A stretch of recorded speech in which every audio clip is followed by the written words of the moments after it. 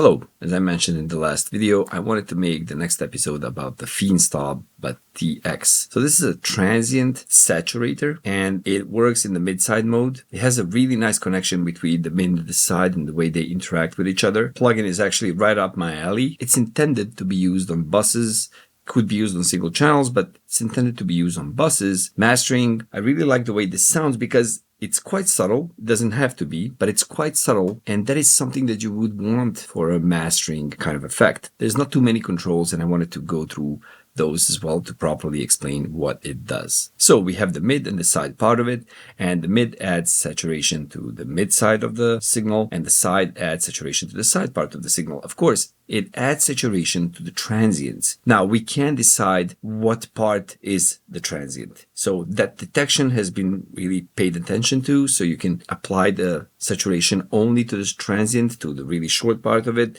or to the transient and everything in between. And this range button here actually lets you decide what part of the signal you want to apply the saturation to. So it could be to a really short transient when the range is at 0, and then when the range is at 100, it could be really long. Of course, you can leave it at auto like this, control click, just gets it back there. It's the same thing for the side part of the signal. Now you can see this big dial right here for the mid and the side. That's where you decide how much saturation we want to apply. So that's basically pushing the gain in and compensating with the gain out. And before we hear anything through it, I wanted to explain this X side parameter on both of these because it allows you to attenuate or boost the volume of the other part of the signal. So it means that if X side is a minus percentage here on mid, every time there is a saturation applied to the mids, the side is going to be pushed up and vice versa. So if it's at like a positive percentage, every time we apply saturation to the mid, we are pushing the sides down. Same thing for the sides going back at the mids. And we have the tring to apply volume to the resulting signal. At the end, we have a transformer, which is applied to the stereo signal after it's been decoded back from mid side. We have a filter that doesn't just cut off the lows, it just changes the actual filter that's used and how overtones are created, and changes the filter of the entire signal that's pushed into the saturation. And we can change the response of that saturation. So the dynamic response can be changed into solid state. Normally it's kind of a tube thing, so it's really smooth, and you can change it to a solid state, kind of a more direct, more aggressive response. Now the point of this plugin when in tube mode is to be really transparent, to affect the transients transparently and nicely so that you just get a really nice sheen, like a really nice spatial effect gained from this, saturation basically, without too much of an artifact that you can actually notice. So let's try it on whatever I have right here. I'll just run through some presets. And to actually hear what's happening, let's bypass it.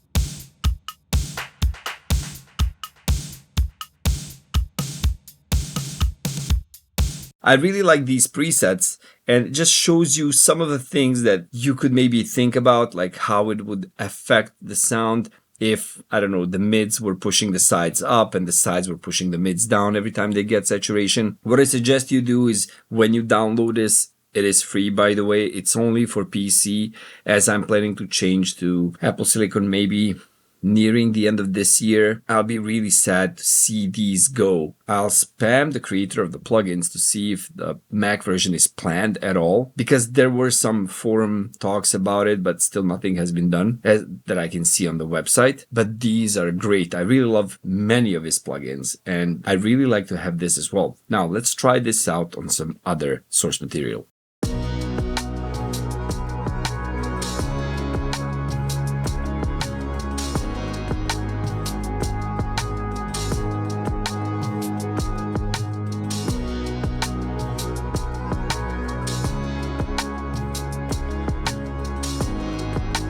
So it's a really subtle coloration you can get by using this plugin. And that is that final 1-2% that you get with analog devices, which people really, praise them for. So that's that final sheen I feel like this imparts. Final difference that you would want as a polish only. I don't feel like this is something that's meant to impart a really drastic change to your signal. It's meant to give you that final sheen that we praise analog devices for. And let's say in an analog equalizer, it could be how one band affects the other, or in an analog compressor, the way that the left and the right interact with each other, or mid-side interact with each other. Well, here it's the same thing. And I think it's a really nice final touch to a song. So aside of me being a fanboy, I think you should really try this. If you are thinking about getting some analog device just to give some color to your songs, just to give it that, final polish, that final touch that you can't get without it, I really suggest you try this, because this is an effect that's complex in its own way, gives you a really nice subtle change, gives you just that polish, so it's not something that's going to change your signal so much. Basically, you will retain your original mix, everything's the same, just gives you that nice change of width, color, how the transients are treated. I think it's really, really nice to try on everything. I think this will really work well on vocals as well, almost anything, but I think that it really shines on the master track. So check it out. If you don't know what I'm saying, terms I'm using, you probably need to check out my free course at mixingacademy.com.